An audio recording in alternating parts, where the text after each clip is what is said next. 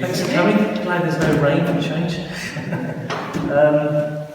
So my name is Kotarski, and this is my colleague Khaleel Morrison. Thank you for coming tonight. I take it no one's interested in speaking tonight, or nothing interested in telling. That's what makes it here. But anyway, starting off with some health and safety. So in case of a fire, if you can exit through the door to your left, where you came in, there's obviously no smoking in the building. The toilets, if required, are behind us. We've got another Nick filming filming our table, not the audience. Although hopefully we'll get a picture from the back of the room of us and your backs of your heads, just for the publicity. Also, if you can't hear me, tell me and I'll speak up. My wife tells me I mumble a lot, so feel free to ask me to speak up. But a simple agenda. Sylph and Khaleel will introduce themselves with a bit more background. You may have seen our bios. We'll explain a little bit about Dunstable Independent candidates. The floor will then be opened up to important people, and that's you guys. Obviously, the purpose of this meeting is to listen to you and to hear any issues or ideas which you have, and that we can take up if we're elected to town or to the CDC councils. You can also ask us more information about ourselves if you want to know more about myself or Khaleel, and also how the council works, if that's a mystery to you as well. The meeting will finish at 8:30 if it goes that far, because we have to put the tables and chairs away by 8:45. So my introduction. I'm Kotarski. I'm one of four brothers, two of which are sadly passed away in recent years. I've lived in Sundown Avenue now for 14 years, and previous to that I was in Lucy Farm for 22. I grew up in Langford in council housing. After my father passed away when I was just 11 years old, I then lived in senior citizen sheltered accommodation in Shillington. That's because my mum became a warden and lived in, so I've lived with old folk for quite some time. So you can see I can relate to people living in all areas of Dunstable South Ward, both the top and the bottom of it. I started my working career with Barclays Bank before moving to Standard Chartered Bank in Luton, where I got involved in international trade finance, and then that took me to London, working long hours, which is why I'm not involved in council business before, just didn't have the spare time. For a variety of reasons, I'm currently retired. I'm working on my bucket list, more about another day. I'm basically fed up with how I saw the council spending our money. Potholes everywhere, proposed road closures, and then elected Tory councillors who've done that to emails. So when a leaflet came through my door asking residents to stand as independent councillors, I didn't need asking twice, and Bernie pushed me a bit as well. So that's why I'm here tonight. I'll hand over to Khaleel and give a little bit more on his final. Alright, I'm Khaleel Morrison. I actually live just down the road. I live in Southwood Road. I chose to apply for the Dunstable Town Council because I live in the area. And for me, when I first moved there, flight tipping was an issue. You to be there for weeks upon weeks, you call the council, no one come to pick it up. And you call again and say, oh, I'm sorry, I sent someone on this evening. And it continues for a while. And persistent as I am, I've gotten quite a few moved, but it has started again. That's something which I want to look at. There's a community centre just down the bottom. I think it's tremendously underused. And there's stuff which can be done, which the government can do to support, or should I say the council can do to support the community. When you come into the area, you'll see quite a few kids idling in one of the car parks, whether they're smoking, and I'm speaking about school kids, whether they're smoking, they're loitering, they're just doing something which is obvious that they're not supposed to do. And for me, I'm convinced that if we were to give them options, it will benefit not only them in the short run, but society in the long run, because they will grow to be citizens who we want them to be, or who will contribute to society, instead of someone who may not be of the best character in the future. I am married with 4 kids, so my hands are full. I work with a bus garage in London. I'm an operations manager. For me, really, I'm here and I'm seeking support just to represent you, do what's right for the community. And if there's anything else which I can do for you or the wider community of family members at large, I'm happy to step up and do what needs to be done. My kids are heavily involved in extracurricular activities, and I want the other kids in the community as well to have the same opportunities, because my 4 kids, my wife and myself are not a community, and I'm very interested in the community and not just have a selfish notion of what I want for my family, what I would like to see happen around the area. I will not mumble on more. If there's anything you want to ask me, feel free, go ahead.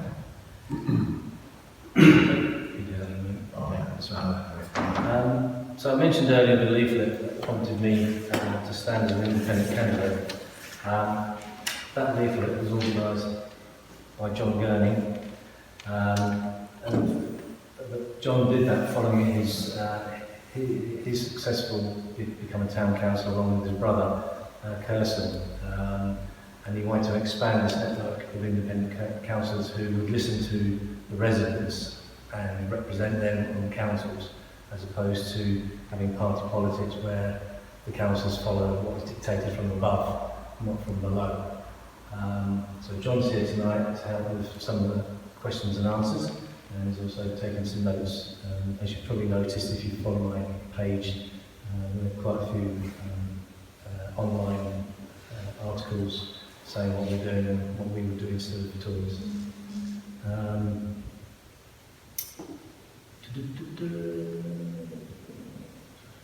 So you will see from the leaflets which are on your seats that we've actually got complete town representation of independent councillors, and they're all there to represent the people of Dunstable, and that's why we're calling the meeting today as well, to hear what you want to happen to the town, not what we want to dictate to you. And now this is the bit you get to join in, because the floor then becomes open to you. There's a small number of people here, or relatively small, but I think it's going to be easiest if you go around one by one maybe, and just sort of take it in turns, or you can put your hand up and we'll take whoever puts a hand up first. So, Bernie, do you want to start off? I'll pick on you. I'm actually quite interested in local democracy. I'm interested in this role, and I'm glad that we have got local people that are there representing us. I understand that you will have a £2,000 amount, which obviously as councillors you will be able to contribute to charities or good causes, so you'll go there. What are you going to where are you going to spend your £2,000, both of you? Okay, I'll take it first. I know that the Canopy at the Road currently has a breakfast club, and that's supported by the current councillor, and I'm quite happy to look at supporting that going forward because of the nature of the people who live here, but that's obviously a benefit to young families. There's also, I came across a lady today who I knocked on the door. She told me that the actual Beavers is closed down because of lack of funding, and that's something I'm very interested in, because I used to be a Cub Scout, so I know what good fun it is and good upbringing, like Khaleel says. So I'd like to try and get that restarted with funding as well. Then it's a case of looking out for other things around here. Obviously, we've got the church that does very good work with the food bank. If that needs extra funding, and then it's learning what other areas need funding in this ward. After all, that's what I'm here to do, represent the ward. Khaleel? Can I just interject there? No, you're gonna Central say- Base councillors are the only ones who get grants. Town councillors don't get any grants. So although Khaleel can tell you what he'd like to do, Yeah, it he might won't not get any grant money. But you could influence. No, as a town councillor, you don't That's get what any he grant. What Khaleel has done to me What and said- I will actually do is try to influence Nick to invest more when it comes on to the kids. As I tell you, that's one of my main priorities, and it's to actually get them the added education that they need, whether it by substituting the teachers to have extra classes or have someone come in to the community center. But I'm not sure how I'm going to get that yet, but those are my plans, to get someone to come in to just give the added education, give the added support in terms of whether it be music, just give them something added to do to keep them off the road. Those are my focus, and I'll be nudging Nick to actually move along that line. So that is where, if I were granted, I know DTC is not granted that grant, it's just a CBC. So if I were granted that 2,000, that's where I would be. What town councillors actually do, because they will both be hopefully elected as town councillors like myself, is we have a corporate plan. And that corporate plan is all the ideas that come from the councillors and council officers. And when I was elected in 2019, we went out to the people, to the residents, and asked them what things they wanted to do. So in regards to trying to do things, Nick and Khaleel can come out to you and say, right, what do you want? And what should we do over the next 4 years as town councillors? So it won't be specifically them getting the money, but it will be funded by town council. So it's not specifically a grant, that's what I'm trying to get to. It's more the central It's more getting them ideas, and then how are you going to get those things translated into doing things over the next 4 years from the town council. Okay, thank you. John, actually, you pushed forward the move, and another one in his own way, but he did that by speaking to the local kids and saying, well, what do you want to do? And he said, we want to move it, which is a multi-use games facility. So that goes up this year. It should be clear by summer, yeah. In Eastbourne. Can I ask, where do your children go to school? My eldest school is in sixth form. She goes to Chalk Hill, and the younger one goes to Chalk Hill as well. Well, not the younger, the one below her goes to Chalk Hill, and then the other one below him goes to Ferrers Junior. So we have a daily, but it's because the older one goes to Chalk Hill, we try to keep them together, both for safety and just for a bit of supervision when they're together. So we've allowed them to just stay in the school they were before we moved to the area. So have they been there for a long time? They have one. I've lived in Luton before moving to Dunstable. So that's where they've been. They've actually grown up in those schools. So you didn't think about bringing them to any of the Dunstable schools? I did, and I have. Man's Head, I heard, is a very good one. I've actually applied for Prairie, but I was rejected. But in the future, I'm sure that it's highly likely that they will be around the area. Because there are quite a lot of things that are available for children within the area. Such as? Well, we, for ourselves, run a number of, we run Messy Church ourselves. We also do a lot of work with the school in terms of reactive church. And there's also, they're doing, I think the community centre does boxing classes and things like that. Yeah, and there are things, but if your children are going to Luton, then they won't necessarily get involved in the things that are in Dunstable. I agree with you, there are quite a few things that's happening. However, I think that there still can be more. I'm sure that there can still be some more, but it's just interesting that that your children are going to Luton. So, as somebody who was the same thing, I went to a school outside of where I lived. I never knew the children in my own area, and that doesn't help the cohesiveness. If you see two boys kicking balls around the area. 90% of the time they're mine. But as it goes back to boxing, I think that is very good. And I want to be involved in boxing as well. However, I think the club is open 3 days per week, if my memory serves me correct. And it's I think what he's doing, I think it's excellent what he's doing. It's just, I think he needs added support as well. And you said where must kids go to school, but that's something I want to get them involved as well, get them involved in stuff in the community. Because my second to last child, some I can't got kids, but my second to last child, he plays the drum, he plays the cello, and he plays the recording. And I would be happy for him to share stuff like that. Me and both boys, we do taekwondo. The cost for boxing, it's a bit, with the economic climate, it's not within the reach of everyone. No, And stuff like that I think should be subsidized. I mean, Man said do music. They're quite well known for their music. Yes, they are. Yes, they are. I used to do taekwondo there as well. They have the bands and things. Yeah, and those are, and that should be expanded to the community. Well, anybody, generally speaking, in schools, anybody can go into the music schools because they're after school clubs. So other students around the area, I would love for them to just get involved in stuff like that. And that is what I'm pushing for, because I highly unlikely that the school is going to let I won't say any willy-nilly, for want of a better word, but just anyone walking off the street. But if you have something structured to know that it is for the community, they already have the equipment. If we subsidize that and say, okay, we're trying to move forward, this is what we want, this is what we're expecting.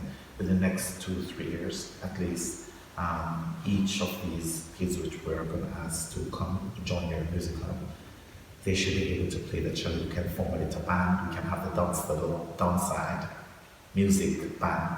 These are the things which I would want to push for. I'll just mention on schooling as well, when obviously I lived in Lucy Farm, but our daughter actually, apart from going to Strange Way Nursery, went to school in Dunstable, her old school life, even though we were in Luton, before she went on to Reading to get her first class mathematics and pure mathematics. So I'm a reverse. We did use Dunstable schools for our child whilst living in Luton. The most important thing is the community, we're for the community. Yeah. Okay. Maybe to your right. Any questions? No, I haven't got any questions. I've come out of interest to see what the independents have to offer. Okay. Had a couple of run-ins with the central beds. If you want to mention what those run-ins are, I might be able to help you. Yeah. Because obviously we're trying to get into central beds. Dunstable Town Council, which probably this meeting is perhaps more to do with, is Dunstable. I have to say, I've always been impressed with Dunstable Town Council. I think they do a lot for the community. Possibly there is more to do, but the things that are put on for the residents of Dunstable, I think, are superb. Yeah, I mean, enjoy the music festivals at the moment. Nights, and the similar things. St. George's Day. But they're well thought of, the open days, that's brilliant. So I think they do good work. The only thing I think that comes unstuck, if somebody is having a go, people are all say, immediately think, oh, it's Dunstable Council, it's their fault. And so, well, no, it's not. That is CBC. Yeah. That's where you should. Yeah. And we're not here to dismantle what is good about the town. Don't get us wrong, we're here to sort of take it to the next step, ideally. So I quite agree with the level of activities sort of through the summer months, especially the weather holds. They're very enjoyable occasions, so we expect those things to continue. We wouldn't take anything like that away. My grief with central beds is they don't listen. No. well, my husband and I went to quite a lot of the meetings when they were talking about restructuring Dunstable. And most people there went, that's not going to work. But they didn't listen. They went ahead and did it anyway. And now they're saying, oh, well, we've listened and we're going to put it back. Strangely enough, it starts just when the local council elections are starting now. I mean, when people must be able to see through that. All of those events you were talking about are actually organised by the officers. All the officers and the staff run all those events. I was elected in 2019. I think the only thing that's changed is we may have added one event. And so those events have been running, the Priory Rocks and the services they provide for the elderly, the services they provide for younger children in Grove Corner. They're all run by the officers. Because councillors really don't do anything except make the decision when it's put to them on how much money to spend and whether to spend that money on everything or not, for example, with the budget. But the actual running of it, week to week, day to day, officers and staff. Do you employ the Dunstable Town Council Dunstable or Town Central Beds? Dunstable Town Council. Well, what would you expect the councillors to actually run everything? You've got to have some Well, the councillors, what I'm saying is the councillors don't have that much influence in those things that happen day to day, week to week, for supporting the community, except with deciding whether to spend more money or to put on another event. But when it's been decided that we're going to have another event, all the officers and all the staff go and run it, and we just turn up and take the credit. Because actually council officers aren't supposed to take credit for anything. And so what happens is we're asked, turn up to these events and look good, and go around to people and say, oh, you're having a good time. And that's basically what we do. And then, of course, if it's a disaster, the councillors get blamed. Seems fair enough. So can you tell us the distinctions between Dunstable Town Council and CBC in terms of exactly where the delineation is? Yes. Do you know the answer? I've got a list. There is a list. It's actually on the back.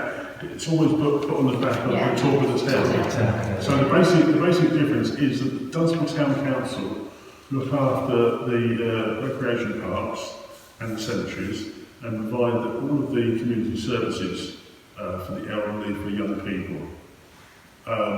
Everything else, roads, lighting, sewerage, rubbish collection, potholes, it's all to do with the town council. The Central Beds Council is responsible for that and collecting the council tax.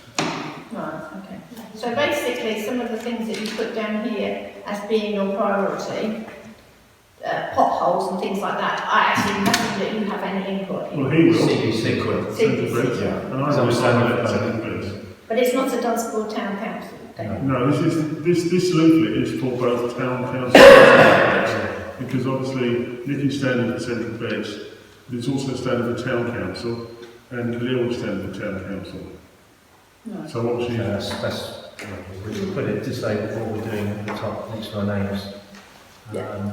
Because people did get confused recently in the postal voters, in that the postal votes came out separately, then a week apart, and we've had quite a big issue with the second one being thrown away, thinking it's a duplicate. And there's actually two elections going on at the same time. We've just had some fitness equipment fitted in the grounds near us. So whose decision was that? Was that CBC or was that Which part was Town it? Park? Which part was it? I don't know where you call it. By the tennis courts. Sorry? By the tennis courts. Which part? It's just off the Downs Road. Downs Road. Downs Road tennis courts. Yeah, that would be down to the town council. There's Town probably council a piece of equipment in each corner. Yeah. Whether that's to make people run between the... Yeah, that's the idea. Consultation seems to have been zero. No, it was put in during the corporate plan in us whether we wanted it. Yes, As we live near there, it would have been nice if we had actually been consulted. I agree that this has been one of the problems since I was elected.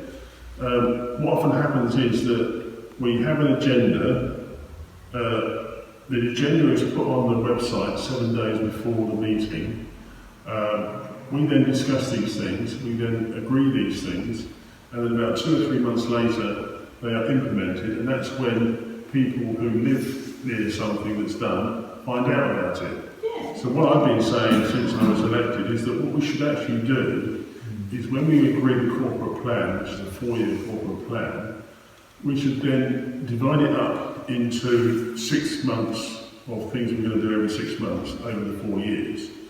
And then we should publish those, what we're going to plan to do over the 6 months, but actually advertise it in some way. Talk of the Rather town just might be a good idea. put it in talk of the town, exactly. Rather than just putting it on the website and saying you've got to go and find it, it would be much better to say put it in talk of the town, saying this is what we're going to do, this is what we want to do over the next 6 months. So if you're interested, come to a meeting and have your say. And that's what I've been saying since I was elected. Because the first we knew is when the equipment got dumped. Yeah. Dumped. Yeah, literally dumped. I live right next to it. It was literally dumped by the side of my fence. What actually Not happened? actually in the park of it. Sorry? Or in the back of the back of the house. No, literally At the front. at the side, just inside the entrance. Barely inside the They're barely inside, and I thought, initially oh, it's been flooded. It was only when I had a good look and realised it had some wrapping around it, and some nice handlebars, wasn't it? Yeah, there was some handlebars, and some sellotape around it which had some wording on it. And then it was a day later, somebody actually turned up in a van. And the only reason I knew that is because I was working in the garden and I heard them making a hell of a ruckus with their van. And when I went out there, I said, what are you doing? And they said, oh, we've come to fit this exercise equipment. Yeah, it's all part of the It's not really good enough. Well, as I say, there's a corporate plan that's organised. As soon as these guys get elected, they will be asked to come up with ideas for the next corporate plan. Now, when I got elected in 2019, I went out asking people what they wanted. And one of the things was talking to teenagers, and they said, rather than hanging around shops, they've got to have a movement, which is the multiple use games area. And that Nobody asked us if we wanted it where we live. Sorry? Nobody asked us if we wanted it where we live. That's We because don't you really haven't got one. need any more young people hanging around where we live, do we? But there is one Yeah, outside of There's it. one at the top of the estate. So anyway, to continue, so we put that forward as together with other ideas for the corporate plan. But there's only 2 of us at the moment who are independent, so only a couple of our ideas. The other ideas were mostly from the Conservatives because they had the majority. So, for example, they put forward ideas like changing the signs as you come into the town, changing the signs into something that you now have that's a different drawing of different things. And lots of other ideas. But that's the corporate plan. And that corporate plan lasts for 4 years, so that will finish at the end of this year. So when they get elected, they'll go out and ask people, what do you want? And hopefully they'll hold a meeting before next November, and I'll invite people to come along and say, right, what do you want us to do? And then if people come along to the meeting, they'll have an opportunity to say, we'd like to do this, or whatever. And then if that gets voted in as being included in the corporate plan, because there'll be loads of ideas, then we'll make the officers will make up a calendar, and they'll say, right, we're going to do this year, we're going to do that, this year, and so on. And what you normally find is at the end of the 4 years, well, before the end of the 4 years, the last 6 months, they go, what haven't we done? Oh, that sports equipment that we said we'd do 3 years ago, we better get that and put it there. Have we got the money? Yeah, okay, so we better go and do that. So it was kind of agreed 4 years ago. What would you love to see in your area though? Well, certainly don't want that. We have enough problems with people going around the back of us onto the by the tennis courts onto the field. In summer, drinking and smoking dope, and we also have all sorts of things going on around the back there you don't want to know about. So having more equipment than around there where they're going to hang around is not going to be beneficial for people, certainly for the residents. We get quite a lot of people going down there late at night, don't we, in their cars, making a lot of noise and smoking and doing things you would just Because I haven't got a sense of smell, because apparently it's it's very strong at times, you know. Put it this way, I go into the garden sometimes and think, ooh, I'm not going to stay up here, I better go back inside. We have informed the police about it on numerous occasions. And we also have a lot of scrambler bikes going backwards and forwards onto the busway. Do you know? down the yellow brick road, down the Yes. pathway that was down. Yeah. I was walking up there with my nose today, and there were three boys on a motorbike, hurtled from the top. I think to I the saw bottom. them come down the path here when I was going around. Was that the three park. of them on the bike? Yeah. They don't wear helmets. It's completely illegal. They don't wear, half the time they're in shirt sleeves, one's sitting on the handlebars, another one's sitting on the back wheel. Then they ride up the street, don't they? And then go on to the downside estate and round, and then they come back down, hurtling round, and then they go down Downs Road, and then they go down Sunderland Avenue. They go They're across having the the same street. problem then, Yeah. because they do that and they have my house, those bikes, they shoot down the road up, and my kids play outside, which is dangerous. So maybe what we need It's is the police the release to the police more. It's also the same with the electric, whatever, scooters. Scooters, yeah. I walk my dog late at night. It's dark, and I have more or less been run over a handful of times, almost. It's only the fact that I've managed to jump out of the way and drag my dog out of the way too. They go down there, no lights, they're all in black, hoodies, the works, and it's dangerous. Ringing the town manager or the... I have spoken to the police myself directly. Because I live in Methodist, I mean, you said a lot of same sort of things, shooting around over the top car or park up and everything else. I actually called the park rangers, they got in contact with the police, and the police have actually got scramble bikes that they go over there with. And I run myself and I've been here within 10 minutes and been brilliant, and it stopped the problem. Well, we keep doing it, and it stops that at a short distance. What I would really like to do is have a gate put across that entrance. That would be nice, because that would actually stop them going across it. Yeah, because the gate's at the top of the bar, obviously, but the easy way for them to get in now is to go across the green behind. You get a lot of people using it to come from Amazon when they're working. People are working and they're using their electric bike, electric scooters, and they're going very fast on them. They're 30 miles an hour plus. But they're illegal. And they're also in the quadrant as well, because I was walking up there not long ago, and I walked up the steps, and as I walked up the steps, there was one coming down towards me. There was an elderly lady with mobility problems, quite clearly, and I'm not kidding you, how she didn't manage to fall over because this guy more or less came straight at her. And I spoke to the town councils then, I spoke to Andrew Selou about it, and I also spoke to the police about it. And what did they say? Basically, I got asked, would we like to licence the electric scooters? And they're going to do that on your recommendation, aren't they? Of course. I had such power. If I could try and explain about the police issue. You can't license something illegal. As you are aware, the government have underfunded the police for quite a few years. The Conservatives have actually got their leaflet that we've got more police than ever. But if we've got more police than ever in Bedfordshire, we will say, where are they? I mean, we don't We know where they are, they're all in Luton. Well, so anyway, what we've had for the past 4 years while I've been a councillor is priority setting meetings which take place every 3 or 4 months.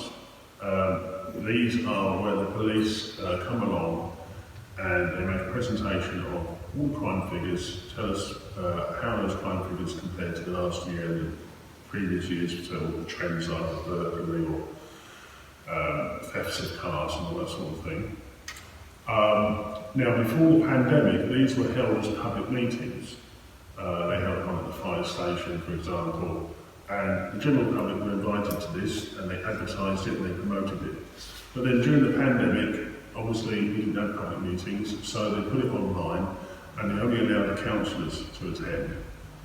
And then since the pandemic finished, they've just kept it online and not allowed anyone to attend the meetings except the councillors.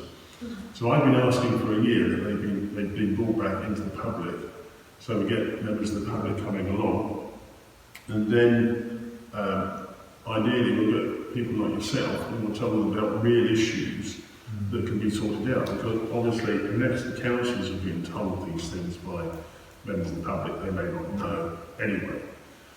Then what happens is there's a general discussion, whole Dunstable, and whichever 2 or 3 specific types of crime are seem to be the most popular amongst the councillors, they ask the police to focus on those for the next 3 months. So there was a, for example, there was a drugs issue in Union Street. They were asked to focus on that for 3 months to try and eradicate that. There was another issue actually it was with the motorbikes in a particular part of Dunstable, so they asked them to monitor that. I think it was around the theatre, and so they put on extra patrols. But unfortunately, of course, they've got limited resources. And again, it's whichever councillors turn up to the meetings, because they don't always attend the meetings, who get the say for what they want for their particular area. We have been to a police meeting, a couple of them, and we have mentioned this. We've even had the Chief Commissioner come to Teeth with us to talk to us about our problems. So we do know that, and we also know that the problems, you know, the police have also got national crime requirements, and that their priority at the time when we were there was domestic violence, because domestic violence quite often leads to serious injury or murder. So obviously that's got to have a higher priority than theft, etc. We understand that, and they did do some extra. We did for a while. The trouble is they don't actually do the presents. Perhaps when the presents would be better. What they will do is, if the problem the police have in many ways is that people don't report incidents or criminal activity or crime. So if you suspect something's going to happen, often people don't report it. I had an incident, for example, there's an alleyway near where I live, and people asked for lighting for the alleyway because they kept saying people are being mugged, or there are all kinds of... The muggers asking for lighting. There are all kinds of issues, people feel threatened because there's no lighting there. And someone actually told me that their son had been an attempted mugging, and I said, okay, so have you reported it to the police? And they said, well, no. I said, well, why not? Well, nothing will be done. Well, nothing will get done unless you actually report it to the police. Anyway, so I got a petition set up, and I got more than 100 names on that petition, so I went to Central West Council with this, and I presented it to them, and they said, well, we've asked the police, and over the last 5 years, there's only been 3 reported incidents in that alleyway. And I went back to people who signed the petition and said, well, that's what they've said, so we won't get lighting in the alleyway. But if you report incidents, then it gets logged. And the police keep telling me at all these priority setting meetings that people say, oh, there's hundreds of these things going on. Yeah, but you don't tell the police, they don't log them. Every time there's a speeding car and it's going 50 miles an hour, don't just say, oh, look, there's a speeding car, report it to the police. But more often than not, people write it on Facebook and say, oh, there's a speeding car. I've seen a speeding car, have you? Well, I've seen a speeding car as well. And people just talk about it on Facebook, and they don't report it to the police. We have lots of Excuse me, for those of you who are football supporters, there's a big football match about this. we have reported it, and we've also spoken to councillors as well. On the first Saturday of the month, we go out to the town and talk to them. At numerous times we've done it, haven't we?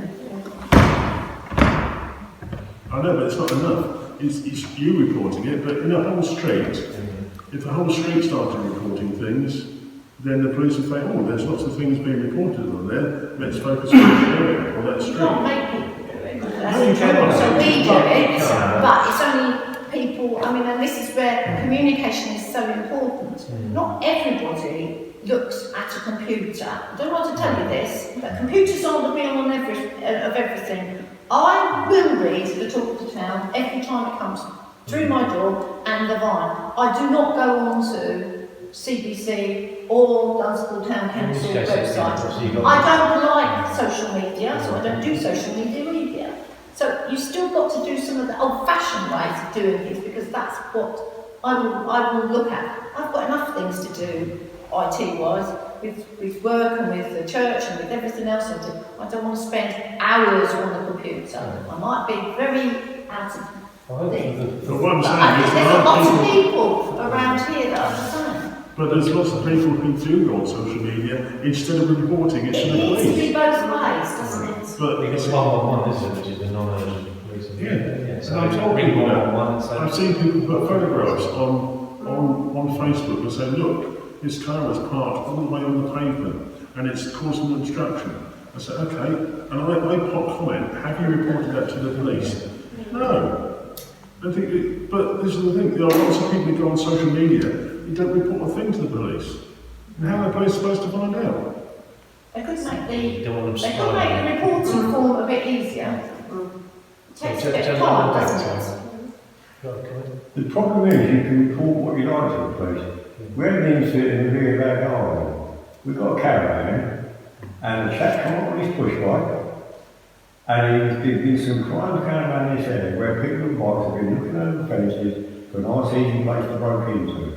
I called one of them on the way out from the club and he went scooting off on this particular day. It was 1 o'clock in the afternoon and I've got a darn good CCTV system. Chap rode up on his bike, he looked at the caravan, he rode past it, he come back, he then went and looked at the security devices I've got on our fencing and went off, it's all recorded, I put it onto a memory stick, I phoned the police, and the chap said, yeah, someone will be very interested, because I do know that the police have the intelligence department to register this sort of stuff. Nothing.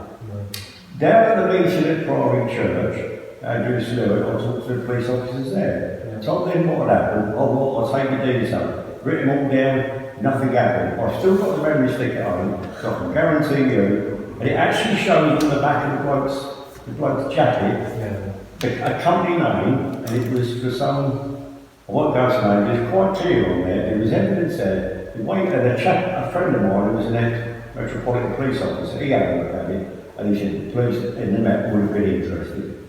But round here, no, nothing.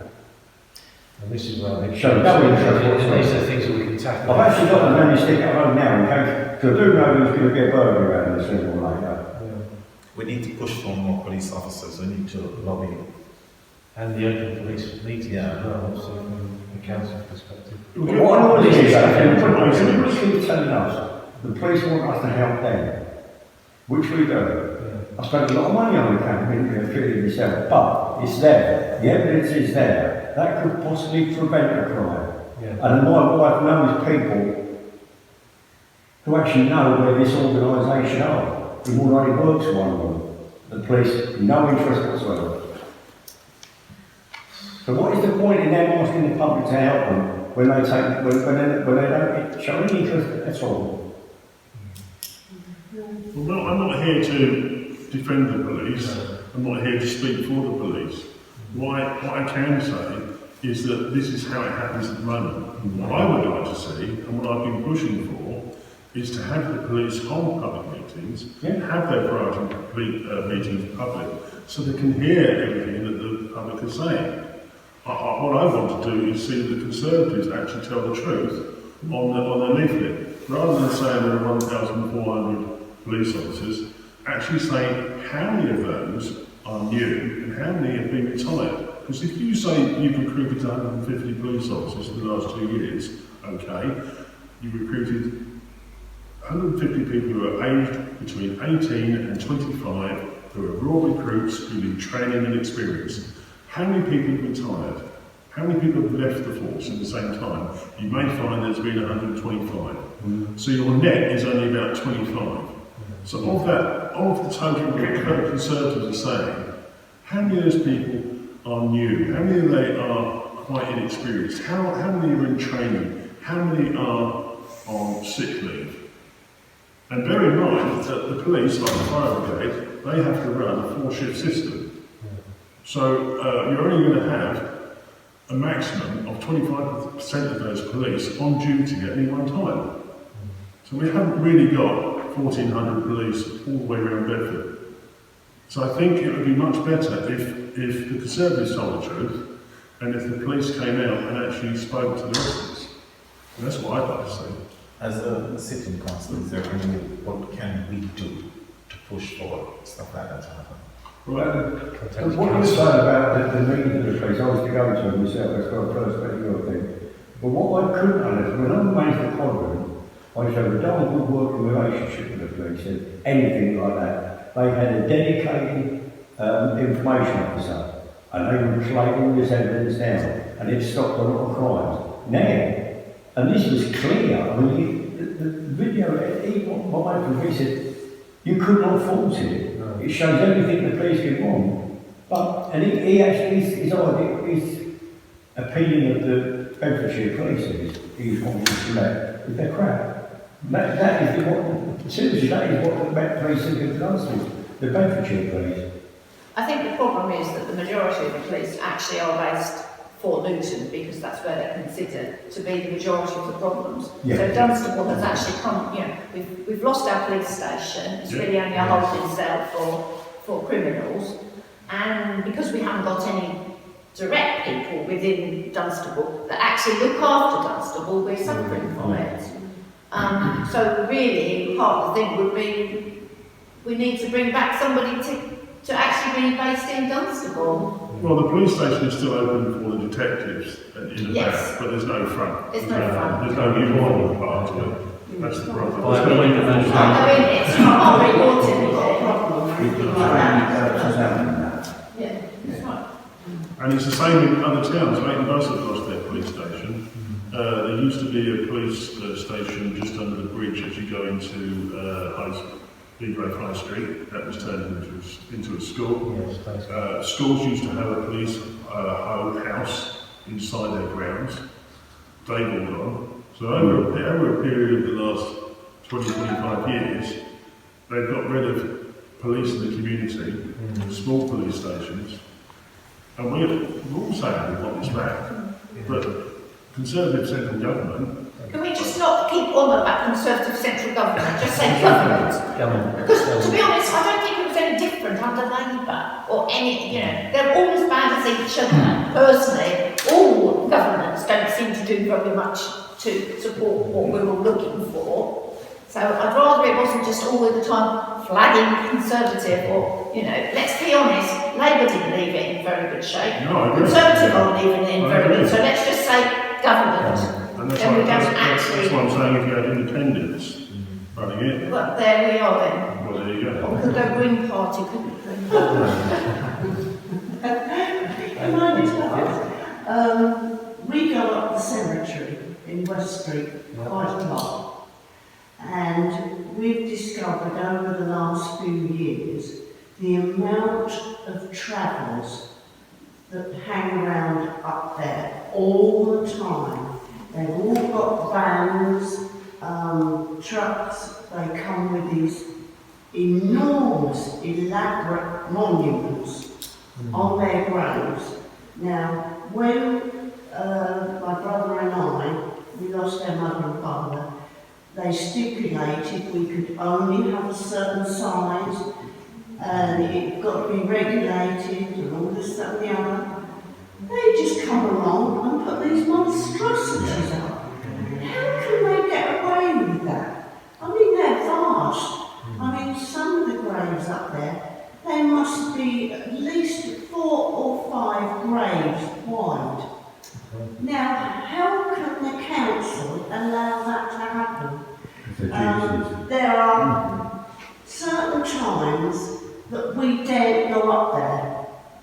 because it's a no-go area at weekends. The youngsters are running around all over the graves, and the parents, they playing harmonicas, guitars, and all sorts of, they even have barbecues, would you believe? It is so bad up there, there's nobody monitoring what's going on. It's only Monday to Friday, when the actual staff are actually working up there, that you can actually go up there and feel that you're safe. I mean, I know of an incident going back a few years. A gentleman parked his car up there, and these travellers came up in their vans and parked right by the side of their graves. Now, the poor gentleman, when he wanted to leave, he couldn't get out. And he actually went and had a word with them. And they made the excuse, oh, we can't find our keys anymore. We've lost the keys. And the poor people just had to sit there until these people decided to move their van to allow them to go out. Now, I think that is disgusting, and when they have a funeral, the whole of Dunstable is closed off. It's a nightmare. You have all these trucks with all these, well, I don't know, all these elaborate flower arrangements, all on the, perhaps 50 or 60 trucks coming to Dunstable, and they're not even local. They're coming from London, Cumney, all over the place. I'm not sure what the connection is with the only bad people at Dunstable Cemetery. Well, what happened is some years ago, when the plots were available, the travellers, generally when they have a birth, they buy the plot as soon as someone's born. And what they did, I don't know when it was around about the 1970s, 80s, as far as I was told, because this came up in a council meeting a couple of years ago, this question. They just bought up loads of plots in the same family name. And so they would have 3 or 4 grave sites, and they would just build a monument, and then they say, yeah, well, that's for the whole family. The problem with when there's a gypsy funeral is, because we don't have enough police, we really just have to let them get on with it, because what can we do? The council officers... They park in the middle of the road. I know. I mean... But what can we do? You can't... I mean, the council officers are are... actually standing there with their arms folded, just watching them. Because there aren't enough. There were more police turned up to the public meeting we had at the Priory Church than I'd ever seen anything for the... But the council officers are just... We're not a security firm, we don't have a private security firm, and if we started hiring a private security firm for these events, then that would increase your council tax. So there's nothing really the town council can do except let them get on with it as peacefully as possible, because as soon as you start to do anything to suggest to them that you should move on, you should get the van out, then you'll get more travellers come along. But they're and you'll have a ruling, confrontation. they're ruling the council and the So that town. was they'd be on the law. You know. Sorry? So that was they'd be on the law. I can't hear you. They're the ultimate law. Yeah. So we can't, without lots of police, we can't really do much. You can't But why can't you stop those people buying these plots up when they're not local people? Oh, you see, that was in the past. They've changed it now. Recently, they changed it so that you can only buy 1 plot. And then if you come along and say, I want another plot for my wife, they say, I know that plot, it's going to be reserved for somebody else. Besides which, Dunstable Cemetery is actually running out of space, and the town council has already made plans to find a new piece of land to have another cemetery. Yeah, because they did say they were trying to get Beach Road up there a few years ago, up there, but that all fell through. Well, there are different places that are being considered at the moment. That's all I can really say on that. We Yeah. had a meeting about this last year. But, you know, it's... I know with the travellers, because all the pubs shut. The pubs shut, you know, because they don't it's extra security as well. But if you've got that many people, the last thing you really want to do is start a confrontation. Because they go straight over to the Pheasant, the pub opposite, get absolutely blotto, and then they make a nuisance of themselves when they come into Dunstable. A lot of the places, they shut down Yeah. when they know they're coming, because they're terrified of what they're going to do. But we don't have enough police. We've got actually about 8 officers who are looking after Dunstable. What can they do? Yeah. So the best idea they can do is just try and monitor the situation when they come in, stay in the background, and just, if anything really seriously kicks off, then they can call in reinforcements. Yeah. But if they go and start making an attempt to sort of say, move then, do this, do that, you can't come up this street, it'll be a riot. So we know what goes on. We get warned there's going to be a funeral, and then all the pubs get warned, and they get told, you know, funeral, you decide what you want to do.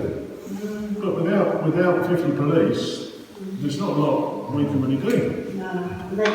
That's the And they know it, of course they know it.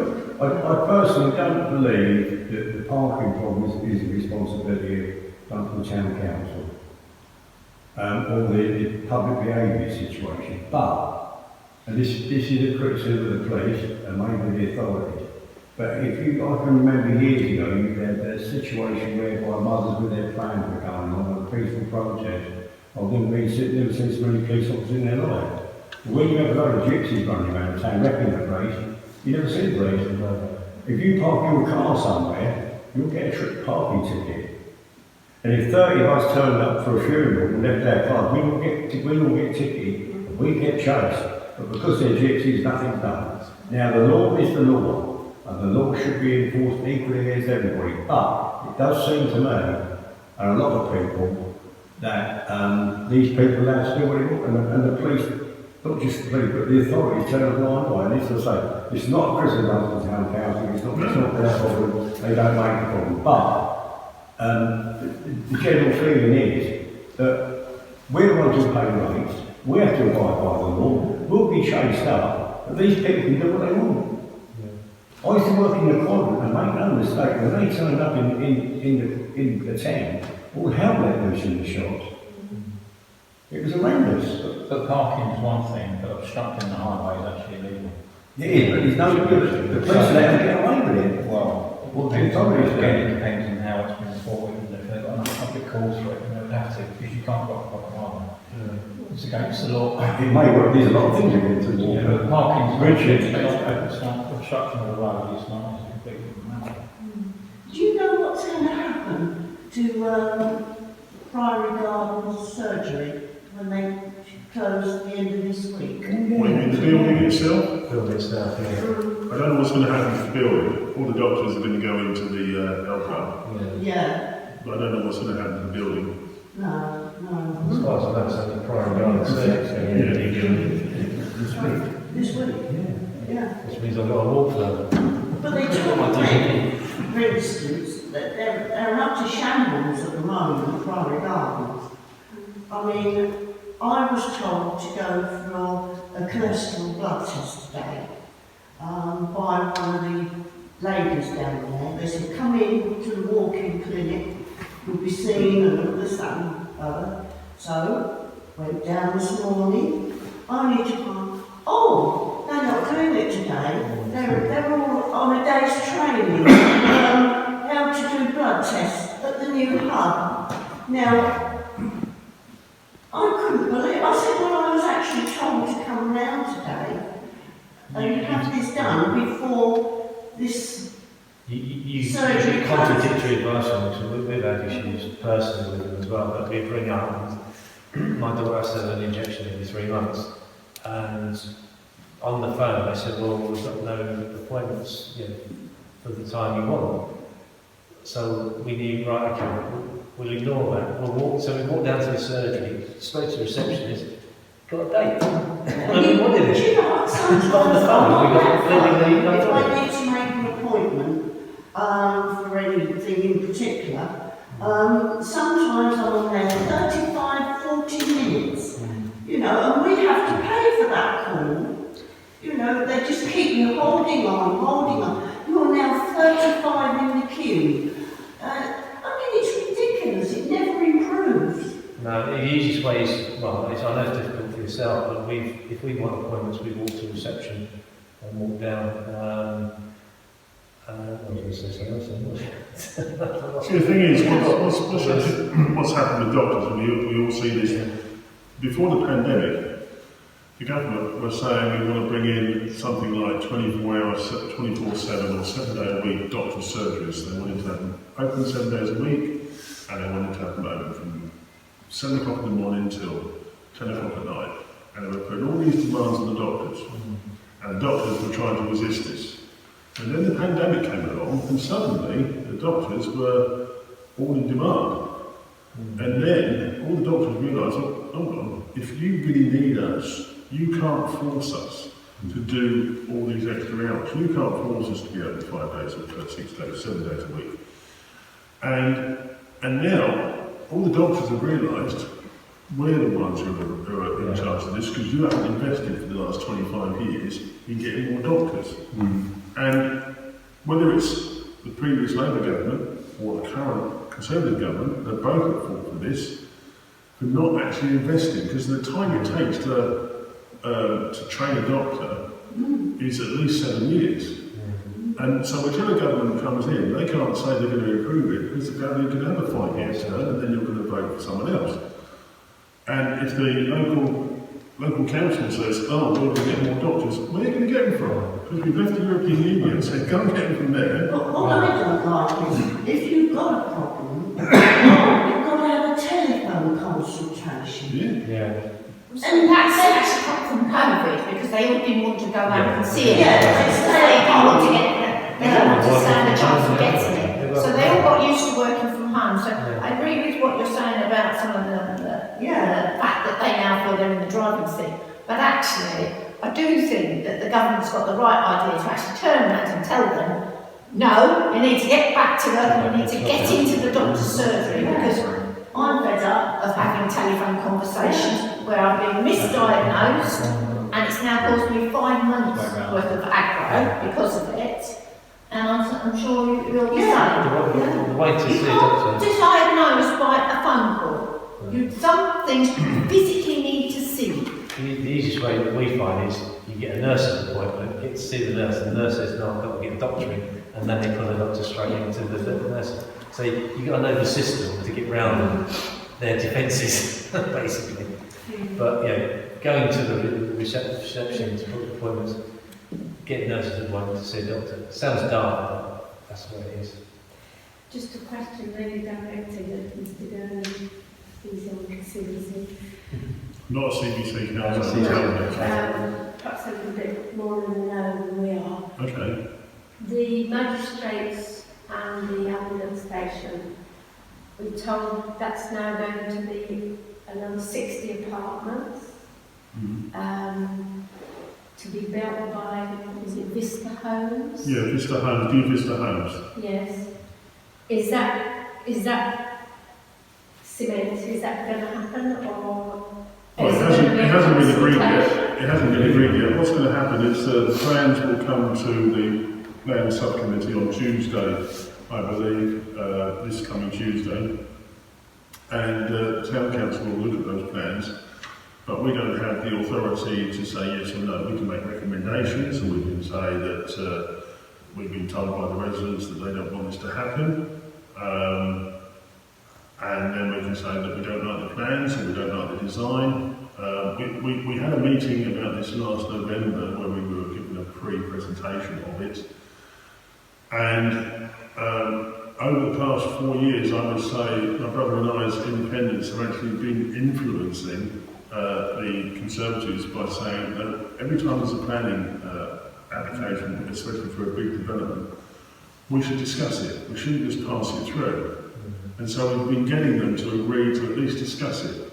So when we had this presentation, we had several other Conservative councillors saying, hold on, we don't like these plans, we don't like this design, we think there should be more car parking, or there should be less apartments. And one of the Conservative councillors, in fact, described the design, because we all said the design was horrible. It looks like 1960s square buildings. He said, well, let's just call it the Russian detention centre then. And that was Nigel Young who described it as that. So we don't want more apartments there. We didn't want apartments behind the health hub. But when that was first put forward, they didn't tell us about the apartments, they just told us about the health hub.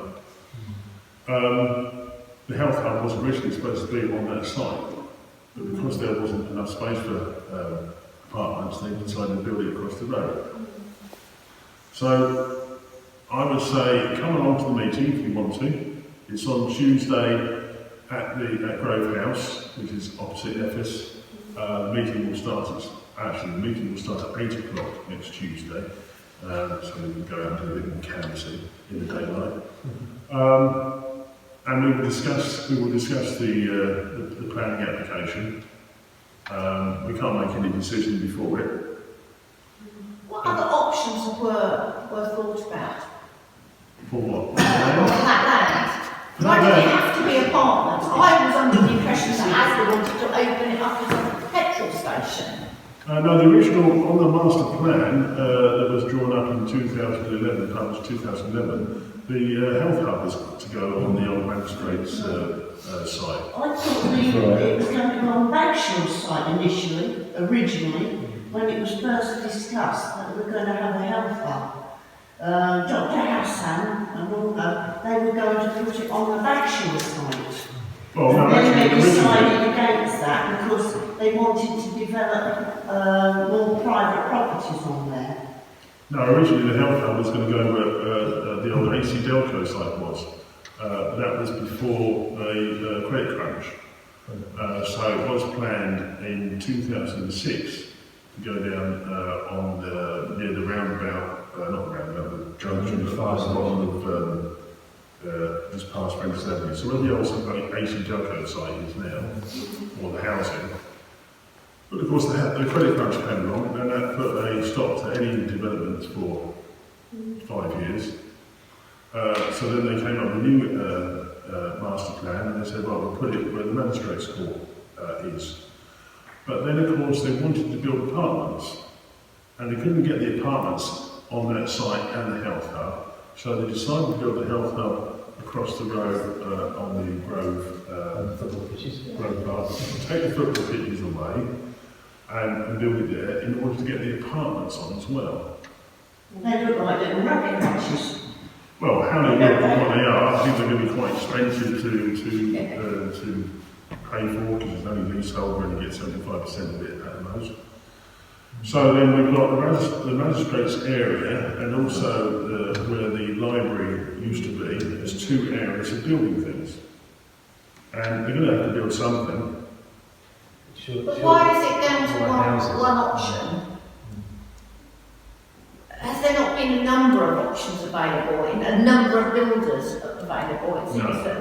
Why not? Because surely it should have gone to tender. This is a piece of land. This is what's available. What can you build on there? The Fisheries Council decided to create 3 private limited companies 3 years ago. One of them is called New Vista Homes, and they are putting £40 million into these companies over the next 3 or 4 years. The problem with that is, once you put money into a private limited company, you can't actually see their accounts. They only have to give, the private limited company only has to present a basic list of their accounts to Companies House. So, if they list miscellaneous expenses £1 million, then you won't necessarily know what happens. Okay, so if I've got this right then, the limited company that belongs to the council is actually going to the council for approval. Yes. inconvenient. It's wrong. That's like saying, oh yes, here you are, just rubber stamp it. And that's the central beds council, of course. Yes, so that's... And this is what we're strikes against. me as being somewhat fraudulent. This is, and this is what we're against. And I'm sorry to say this is a Conservative-led council, and this is what we're against. If independents were able to get a majority from these elections, then I would be investigating that and possibly even stopping it. But why were they allowed to do it in the first place? Surely their rules should have actually stopped them from doing that, because that's basically shifting money from one budget into another budget. Yeah. We're running short of time. Gentlemen, have you got any questions, sir? No. You're okay. Just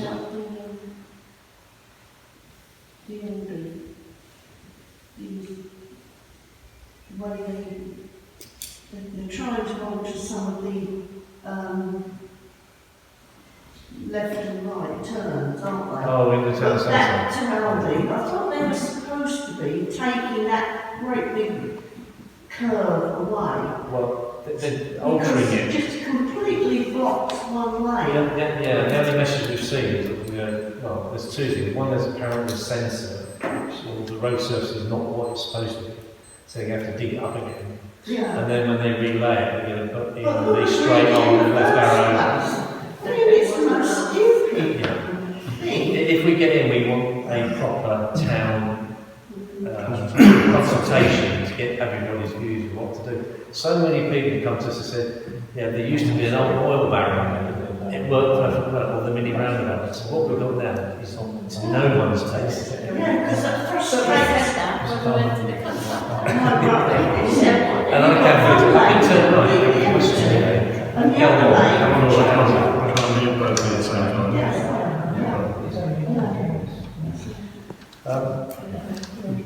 Time possibly one more Yeah. question if anyone's got it, or no? Okay. Okay. Thank you, ladies and gentlemen, for coming tonight. I'm not sure, well, hopefully we've answered so many questions. We may not have all the answers at the moment, but the key thing is we're here to listen and take on board what you say. So we're here to represent you rather than dictate to you what you want in the area. So me and Khaleel will be out more, finding out more about the area, what people want. I find out something new every day as I'm knocking on doors at the moment.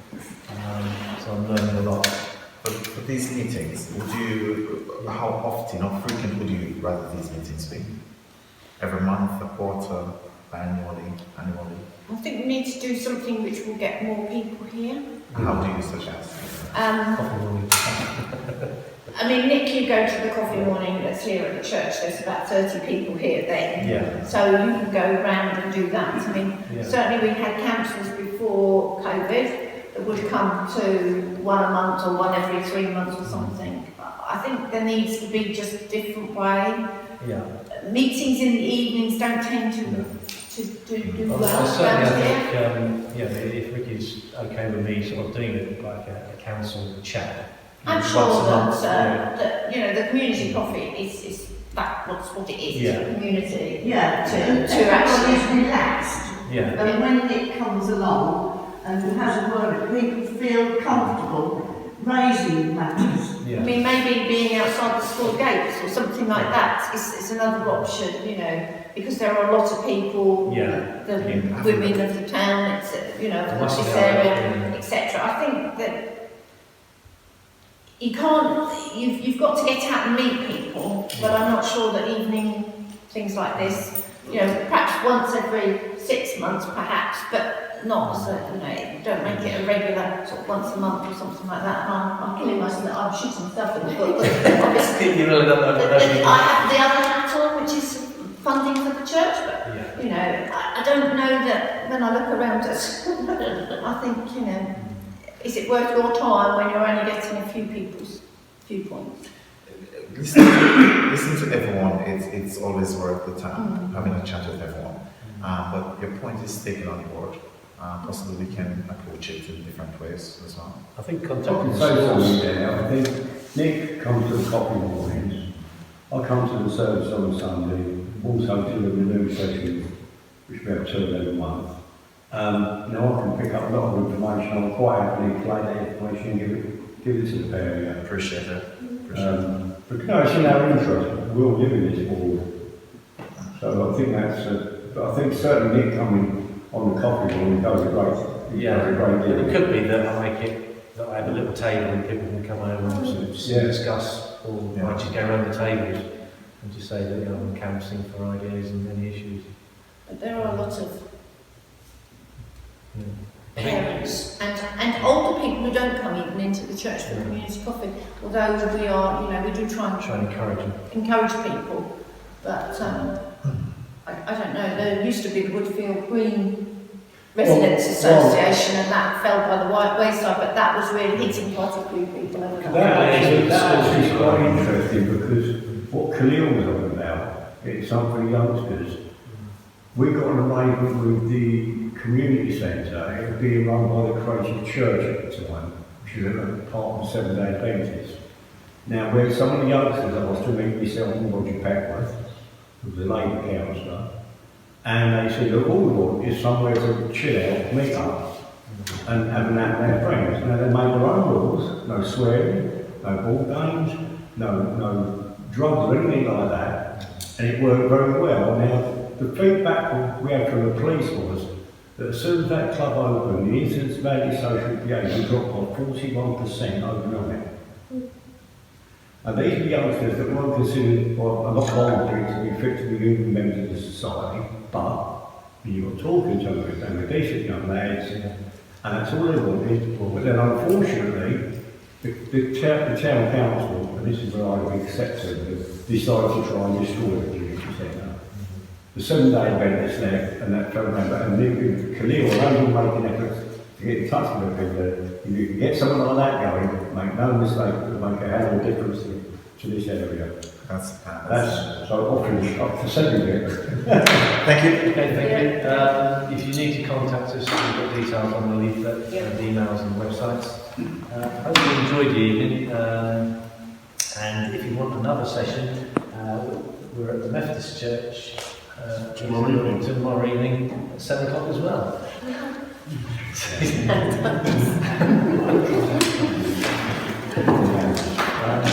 Thank you.